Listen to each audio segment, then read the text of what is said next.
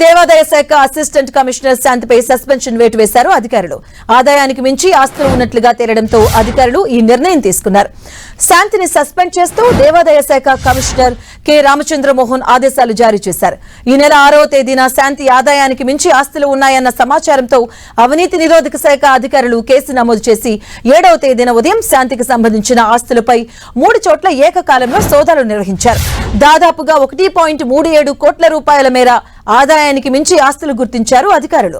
దీంతో ఆమెను సస్పెండ్ చేశారు అధికారులు. ఇక సస్పెన్షన్ కాలంలో ఉన్నతాధికారులు అనుమతి లేకుండా హెడ్ క్వార్టర్ ను వదిలి వెళ్లొద్దని ఆదేశాలు జారీ చేశారు. ఏపీ దేవాదాయ శాఖ అసిస్టెంట్ కమిషనర్ శాంతిపై వివిధ ఆరోపణలున్నాయి. 2024 జూలైలోనే శాంతిపై సస్పెన్షన్ వేటు పడింది.